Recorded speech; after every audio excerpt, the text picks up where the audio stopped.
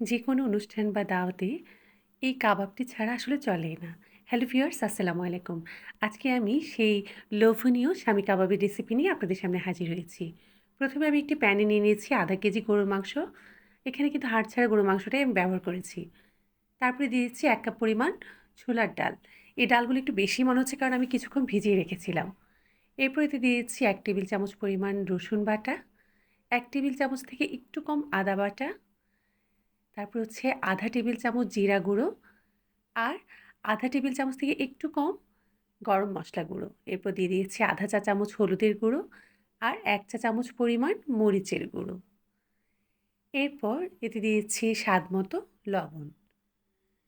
লবণটা দেওয়ার পর এবার এই পর্যায়ে আমি দিচ্ছি গরম মশলা, আর এতে আমি দিচ্ছি তেজপাতা, এলাচ, দারচিনি, লবঙ্গ, গোলমরিচ দিয়ে এবার এতে দিয়ে দিচ্ছি ২ টেবিল চামচ পরিমাণ পেঁয়াজ কুচি। আমাদের পেঁয়াজটা পরবর্তীতে ব্যবহার হবে, তো এখানে আমি একটু কমই দিয়েছি।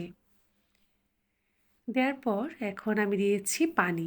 আমি এখানে ৩ কাপ পরিমাণ পানি ব্যবহার করেছি। মাংসটা আসলে ভালোভাবে সেদ্ধ হওয়ার জন্য যতটুকু দরকার ততটুকুই দিয়েছি। এবার সবগুলো উপকরণ আমি একসাথে খুব ভালো করে একটি চামচ দিয়ে নেড়ে মিশিয়ে নিচ্ছি। মিশিয়ে নেওয়ার পর এবার আমি একটি ঢাকনা দিয়ে ঢেকে দিচ্ছি আর চুলাটা অন করে দিয়েছি। তো আমি এটিকে রান্না করব প্রায় ২০-২৫ মিনিট ধরে। মানে আমাদের পানিটা শুকিয়ে আসা পর্যন্ত। এই পর্যায়ে দেখা যাচ্ছে পানিটা শুকিয়ে এসেছে। তবে একটু হালকা পানি থাকতে, থাকতে আমাদেরকে নামাতে হবে কারণ এটা ঠান্ডা হয়ে গেলে কিন্তু আবার জমে যাবে। তো আমি এই পর্যায়ে চুলাটা বন্ধ করে দিচ্ছি। বন্ধ করে দেওয়ার পর ঠান্ডা করে নিয়েছি এবং গরম মশলাগুলো সরিয়ে খুব ভালো করে ব্লেন্ড করে নিয়েছি। ব্লেন্ড করার পর এই পর্যায়ে আমি এখানে দিয়েছি ১ চামচ পরিমাণ কাবাব মসলা। তারপরে হচ্ছে ৪-৫টা কাঁচামরিচ কুচি, ২ টেবিল চামচ পরিমাণ ধনেপাতা কুচি আর ৩ টেবিল চামচ পরিমাণ পেঁয়াজের বেরেস্তা। এখানে পেঁয়াজ বেরেস্তাটা কেন ব্যবহার করব সেটা হচ্ছে কাবাবটা আমি ফ্রোজেন করব সেজন্য। আর আপনারা যদি সাথে সাথেই খেয়ে ফেলেন তাহলে কাঁচা পেঁয়াজও দিতে পারেন। তারপরে দিয়ে দিচ্ছি আধা চা চামচ পরিমাণ গোলমরিচের গুঁড়ো আর দিয়ে দিচ্ছি ১ চা চামচ পরিমাণ লেবুর রস। লেবুর রসটা দিলে সুন্দর একটা ঘ্রাণ হয়।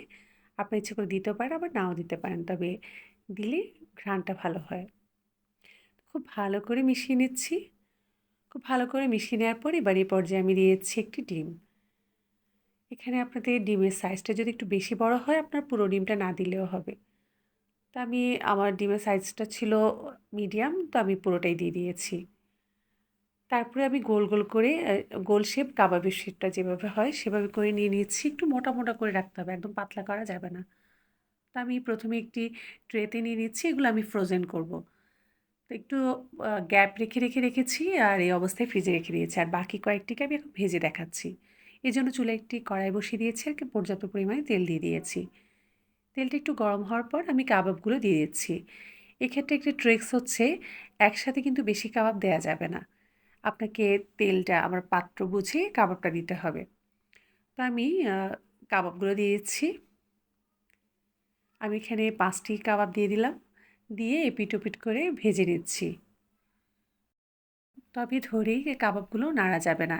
যখন একটু শক্ত ভাব হয়ে আসবে তখন কাবাবগুলো নেড়ে দিতে হবে। আর তেলটা আমি চামচ দিয়ে একটু উঠিয়ে, উঠিয়ে দিচ্ছি। আপনারাও এভাবে করবেন। তো কাবাবগুলোকে আমি এপিঠ-ওপিঠ করে গোল্ডেন কালার হওয়া পর্যন্ত ভেজে নিয়েছি। এবার আমি তুলে নিচ্ছি। আর এভাবে করে আমি সবগুলো কাবাব ভেজে নিয়েছি।